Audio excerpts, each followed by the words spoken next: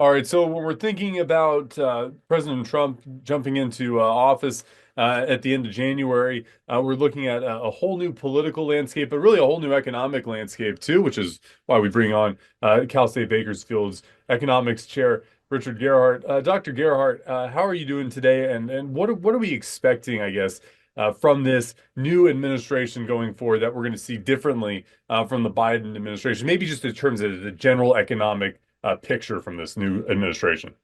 Sure. Well, it's good to be on, Will. Thank you for having me. One of the biggest things is we need to see if the policies that President-elect Trump has claimed that he will enact on day one are going to be the policies that he will enact on day one. And the three major policies are going to be tariffs, that's going to be the mass deportations, and it's going to be Doge.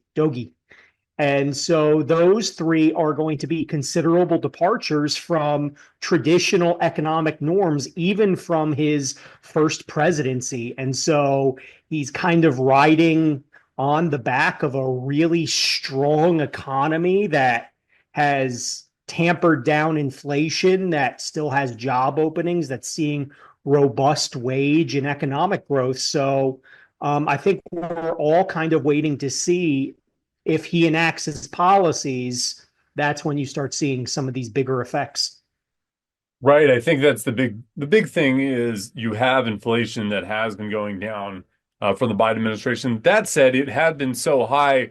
That was a thought that as to why Americans had lost faith in him from the first place, and still that inflation is above where it should be.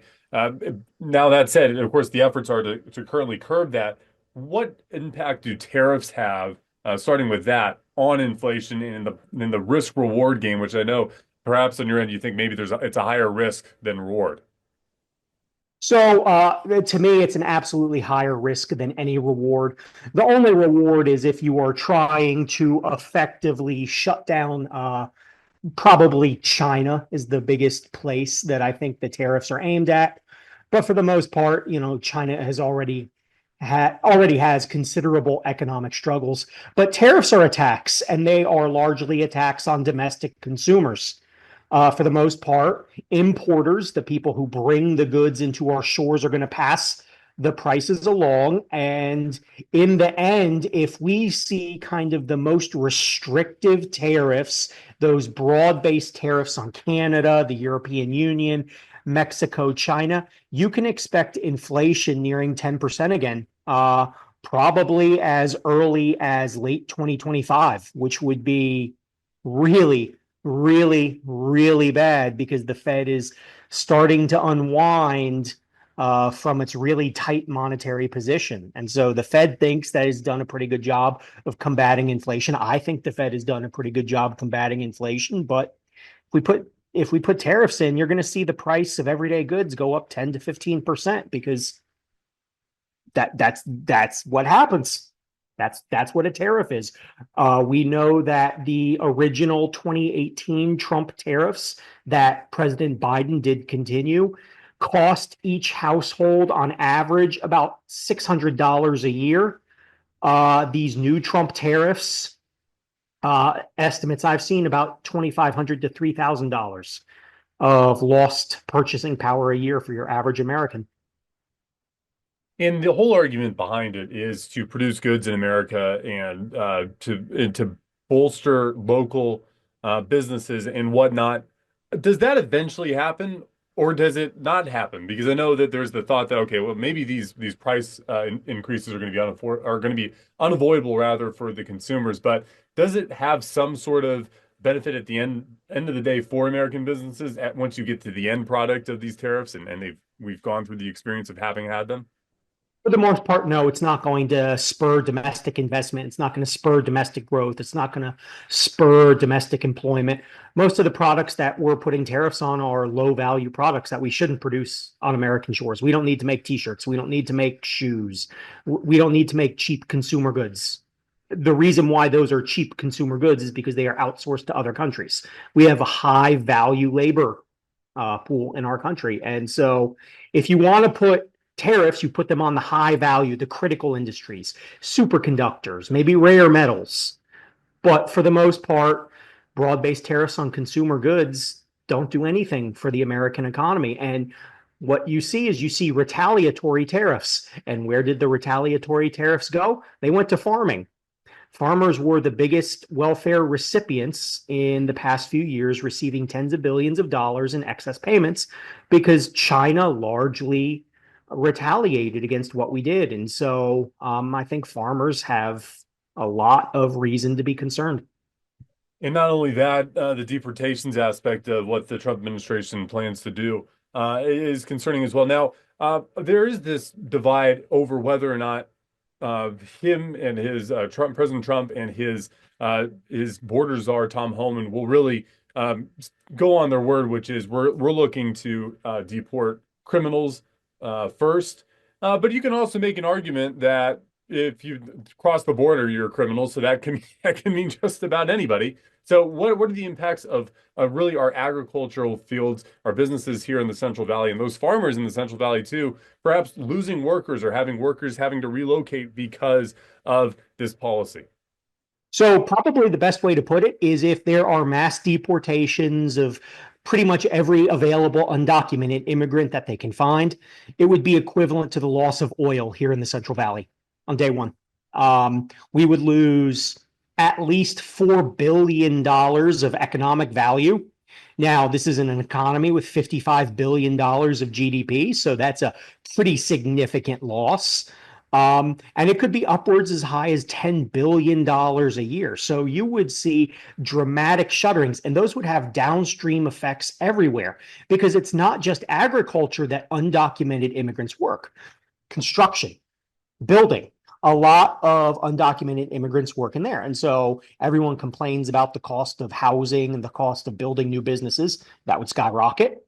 Landscaping and cleaning services skyrocket. Restaurants who rely on, in part, undocumented workers, those prices would skyrocket if the restaurants were even able to stay in business after all these COVID shocks and how that's just utterly destroyed their business model. So, worst case scenario, if we do these mass deportations, we we don't have workers in America who can fill this. We don't have workers who are going to go out and pick grapes in the 116-degree weather.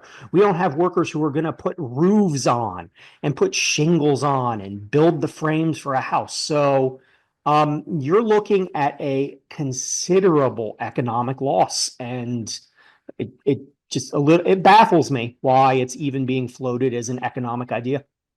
I think that's the big question here too, where you have this American trust in President-elect Trump was well above where Vice President Harris and President Biden were as far as the favorability polls on the economy and on immigration too. What we've seen from Trump in the past is we're going to build this wall. That was the big promise of the last administration. There wasn't really a wall built. There were parts of the wall that were built. The wall was not built. We don't really hear the word border wall too much anymore from him in that respect too. So I think the big question is this a scare tactic? Is this a negotiation tactic with those other nations across the world that say, hey, I have this policy. I'm going to do it. And like the border wall, I started doing it. But in reality, this is about trying to make economics fairer again and to put America back in a position of power. Is that what you think is potentially his argument? Even though, of course, he's right now hiding behind, we got to do the tariffs and we got to do the deportations. Yeah, I do think that I do think it's an effective message for his voting base. I think that it sells well, and that's messaging has been a problem with the Democratic Party as we just saw in the recent election. But I think the biggest problem I have is he even said it during the debate, the concept of a plan, and it's just uncertainty is not good for economics. Uncertainty is what you want to avoid, and we have no idea what's going to happen. I mean, he says everything. He tweets everything, or Truth Socials everything, whatever you call that posting now. But that's the problem, is that businesses need to plan, government needs to plan, the central bank needs to plan, consumers need to plan. We have no idea because we're being told that we are going to go from one extreme to the other, And that's going to take adjustment periods. But again, as you just mentioned, just like the border wall, it kind of stalled out. No one ever heard about it again. We didn't make Mexico pay for it. We didn't really build it. It doesn't really help anyway. And so I think that's going to be the biggest. I think that's the biggest downside to the incoming Trump presidency is there could be no impact because he doesn't do anything, even though he basically has all the levers of the government. Or we could go full bore, you know, batten down the hatches and just go as fast as possible and let's see what happens. But none of those are good economic choices. We all want to make decisions based on forecasts. And right now, the forecasts are all over the place. I think the other interesting thing too are the pending elections in Canada. If you do have a new conservative Canadian prime minister, maybe what changes in that particular arena. But of course, I think throughout much of Europe, the big thing has been you look at the wins from the Labour Party, which for those who don't know, that is the more liberal group that is in England now dominates the chambers there, or the United Kingdom now dominates the chambers there. And if you look at other places in Europe too, had moved considerably to the left, and with the exception of some places in Eastern Europe, and of course the United States going the opposite direction in this most recent series of elections too. And it's a big question as far as cooperation is concerned through all these different branches of government. What that looks like? Does he want certain plans delegated throughout those lower branches? What do you make of the House, the Senate, and now the executive branch all run through the Republican Party, albeit a tight margin in the House? Um, you know, historically, economies have been the best when one party controls the presidency and the other party controls the legislative branch because they kind of mitigate and moderate the extremism that's possible. And so whenever you have single party control, be it Democrat or Republican, you tend to have worse economic outcomes just because you get all the half-brained ideas that get passed without any real debate. Now, the only thing I would say about this is that I'm not too sure that the Republican caucus, especially in the House, is unified. And we just kind of saw it with the budget bill, where again, it's just it's just the clown show, and it really is just a circus of nothing getting done. And we're going to hit the debt ceiling and we're going to hit this budget spending, and the Democrats are going to have no incentive to give on anything because they know they're always going to pull a few Republicans. And I think the margin of error is one now with Kay Granger being in assisted living. So usually a unified government with the same political party in charge of everything usually means that stuff gets done quickly. What's getting done. This is actually going to be a little bit of the opposite. I think we're going to see a lot of angst. I think we're going to see a lot of I just think we're going to see a lot of gridlock, and that's not good for an economy. Especially again, the US economy right now is the envy of the world. Everyone, if you asked any country in the world right now, they would take the US economy. And I think one of the things that's important there too is that it was when you were talking about, oh, okay, are we going to go full bore into it? One of the things that you try to do when you have all three chambers is you try to go full bore. You try to get from where you are in the party. When the party's led by, President Trump, yeah, it's definitely going to be further to the right than maybe where most of the party is, and that might not be agreeable for those people in the middle, like David Valadao in California's 22nd congressional district. The last question I have for you, just to make it sound like we aren't only solely focusing on the Republican eye of this thing too, is that you don't have a really cooperative California government in the respect to try to Trump-proof the state. I'm sure there's a number of lessons in fiscal responsibility you'd like to remind a number of legislators as far as a $25 million legal fund goes, to adding to the budget deficit is concerned to try and Trump-proof the state.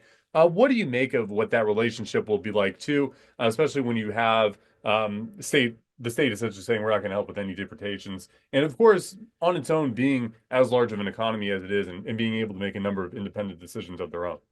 Yeah, so we're about to get kind of a front row seat to that raw fiscal federalism that you saw in the early 1800s, where, states really didn't like what the federal government was doing and really put up roadblocks anywhere and everywhere. And you've seen it flare up at certain points. And so, it's one of the benefits of the US system, but it's also one of the downsides where, states that are the opposite end of the ideological spectrum will put their foot down and basically cause a tantrum. And California is the fifth largest economy in the world, so we do have considerable power. Now, that being said, California hasn't necessarily shown itself to be a steward of good long-term economic policies. You can see a lot of the issues with cost of living. That's in large part due to California policies. You can see the costs of housing, the supply side issues. That's largely from local and state level legislation that limits when, where, how much you can build. And so the worry to me is that when you want to Trump proof a state, you lose sight of all the other goals and you spend all your time focusing on all these short term kind of needs, and you ignore all the long term all the long term legislation that needs to be done, especially in an era where we're getting incredibly partisan, especially in an era where, depending on your view, climate change is altering weather patterns and is altering the ability to build in certain areas and live in certain areas. And so I think, I get why California is positioning itself as anti-Trump. I think someone is positioning themselves for a 2028 presidential run. I don't think it's a good idea. I think you have to work with the federal government. Maybe you could negotiate and kind of work down from these incredibly hard right-wing policies and moderate and move more towards the middle. So the one thing that California Democrats have shown time and time again is that they're willing to enact stuff that most of us just look at and go, huh? And, typically 2 to 4 years after the fact gets repealed, like what happened with Prop 36. Yeah, I think that's the big thing to note is too. I mean, you have California Democrats that are willing to pass these things, but when it comes down to when you get the real serious issue of a fire spreading throughout the state, or you have the COVID issues, at the end of the day, Gavin Newsom and Donald Trump played very nice with each other in that first term for the former president. Now, or for the soon-to-be president, I have to get that right because it's this weird It's so hard because it's Grover Cleveland thing. where there's this 4 year gap and we have, slightly less than boomer getting senile, and now another boomer who's probably also getting senile. Hey, it's this thing. I mean, how do I get the titles correct of the former president versus president elect? And then basically we just need to fast forward to January at the end of the month, and Just and just be like back to president. Just we don't yeah. have to worry about any of this terminology. I agree. Exactly. And then on the opposite end of the spectrum too. So we saw Newsom and Trump play nice there. And then when it came down to hurricane relief and when it came down to that collapsed building that happened in Florida a couple years ago too, DeSantis and Biden were fine when it came down to those big issues. So perhaps it's just a bunch of projecting now. And of course, it's undeniable to think of what, as you had mentioned, the governor's plans are for the future in 2028, where he wants to position himself, his Red County tour that he had over the fall. So just things to keep in mind as we look towards this next election cycle, which we still got a year until 2026. So we're firing away. We have a special assembly district election coming up here, which will be our focus in the meantime. But thank you so much, Professor. We appreciate your time as always and jumping on right before the start of the new year as we head into new times. Yeah, it's going to be kind of an unprecedented economic time, and honestly, it's either going to be really good or it's going to be really bad. I don't see anything in the middle. And I did not vote for President Trump, but I think that every American hopes that we get in the very good spectrum of the economic outcomes. So, that, and I know that angers a lot of people, but it's what John Fetterman has been saying is no, we want everything to be as good as possible. We don't want things to go down the drain. So, um, the optimist in me sees moderation to the worst of his policies. So, you know, There you go. I'm hoping for. Hey, just as long as what this every time I speak to you, the cost of this session goes on to like my tuition for every time I speak to you. If that rate goes down, that's how I know we're back on track. I don't know how much of it you'll pocket, but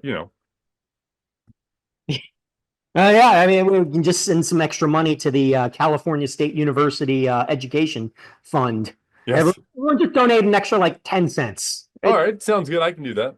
like the measure end money. Yeah, Yeah, we'll go for yeah. the police and yeah, we'll use it for whatever. I don't know how much of that we can keep in, but I'll try to do as much of it as I can. Thank you so much. Appreciate your time as always.